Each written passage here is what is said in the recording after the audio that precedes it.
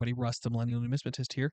And I seem to have stirred up a little bit of a hornet's nest yet again. If you haven't been following along, my very good friend T the Silverstacker came into my shop in Chicago the other week and filmed a video, and that just premiered the other day, and it currently has 18,000 and some change in views. Now, I didn't think I said anything particularly controversial or inflammatory, but apparently, for more than a few of you, I did. So I want to address some of that stuff, and I want to talk a little bit about the bullion business in general and some of the things that go on behind the scenes that you may not see. I'll probably give this video a clickbaity title, something like "Things Your Bullion Dealer Won't Tell You," but I will. So let's jump right into it. This video was basically all about what I thought were better options for government fractional gold. So things like fractional gold eagles. I think they're too expensive. And I have not changed that stance. So I basically gave alternatives like the sovereign, like the 1 ducat, like the 4 ducat, whole bunch of things. Now, there was a lot of criticism that I was trying to, quote, get rid of my junk, which is kind of crazy because I don't really have to get rid of anything. This stuff sells itself. Plenty of people collect foreign gold and like it for the reasons that I highlighted. It's cheap. You get more gold for less money. Um, and it's kind of cool to look at. It's kind of collectible in of itself. A lot of people took issue with this and started, kind of coming in with, yes, it's cheaper, but you're never going to get you're never going to get full spot for it, which in most cases is 100% true. When I buy foreign gold, I generally buy it between 96 and 98% of melt, sometimes 99 depending on what it is. So yeah, I don't pay full melt for it. Now here's the thing, that sounds bad until you remember that you're not paying a lot of premium for it. So at the end of the day, you still make out better than you did if you bought fractional American Eagles. So I'm not really sure how that criticism makes sense from a lot of people, but there it is. So yeah, I will still recommend fractional foreign gold over fractional government gold every single day. Um, I think it's a better way to add to your stack or even start building a stack. So I don't really think there's a lot founded there. So I'm going to kind of breeze over that. Everybody has their opinion on what they want to stack, what they want to collect, and frankly, there are no wrong answers. My advice will always be, always has been, and will continue to be that you buy the cheapest gold you can and you buy the most gold you can. So, moving on from that little bit of drama, we then kind of got into it about premiums.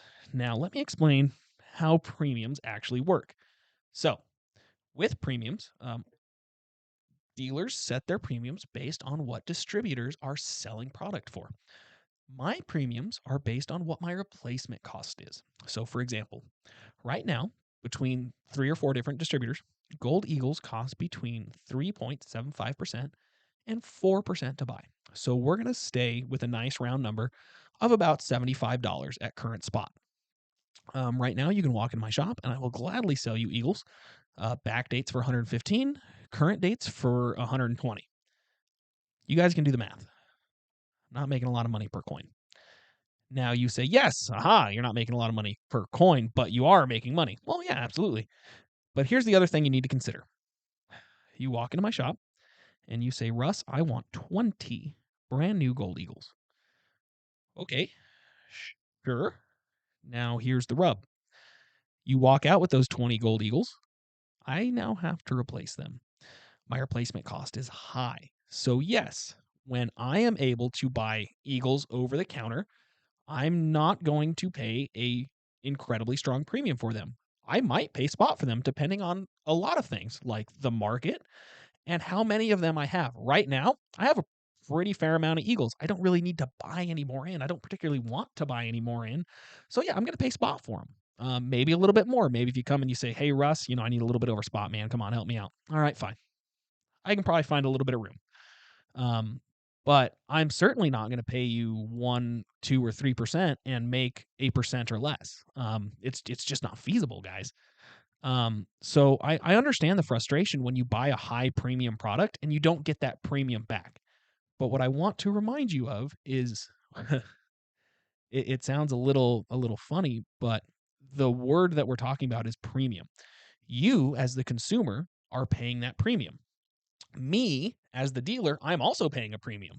The distributor is paying a premium to the mint. The only one that's not paying a premium is the mint itself. So everybody has their premium and everybody has to make their money somehow, which again is why I say things like buy cheap fractional gold. Because yes, you're not going to get any premium on them. And yes, you are going to pay, or you're going to be paid probably less than melt. But because you didn't pay a huge premium, it's a lot easier to make that money back. So that's a really kind of the one thing I have to say about premiums. You know, people kind of assume that bullion dealers like me that we make money hand over fist, and to be very honest, we deal with a crazy amount of money. Thousands of dollars every day. We did $200,000 in the store today, and that was pretty much all bullion. But what you have to look at is of that $200,000, if I made a few $1,000s today, it's a pretty good day. Um, so my margins are thin. All of the bullion dealers that you guys are dealing with at your LCSs and everywhere else, unless they're a really, really big name, and we are a big name, we do $30 to $40 million of bullion a year. I'm still not making all that much money on it, guys. And neither are your local guys either. So I'm not saying don't shop around. I'm not saying don't find the best deal for you, because I absolutely believe you should do it. And I want to be a dealer that helps you do it, which is why I give you guys advice. What I am saying is be patient with your LCS and kind of understand where they're coming from. When I have to buy 20 Eagles, because you're buying them by the roll from distributors, that's costing me right now over $40,000 in operating capital is what that costs me. And I keep on hand in my shop about 300 ounces of gold at any given time in stock. I have a lot of money tied up in bullion. So, yeah, I think it's fair that on a $2,000 purchase, if I can make 110 bucks, 115 bucks because somebody sold me their Eagles and I was able to buy them for spot, I think that's an okay proposition. I think as long as that customer left happy, I made a little bit of money and everything's great. I think that's kind of the way to go, guys. Um, those are just my quick thoughts. I would love to hear yours. Let me know in the comments, and I will see you guys in the next video.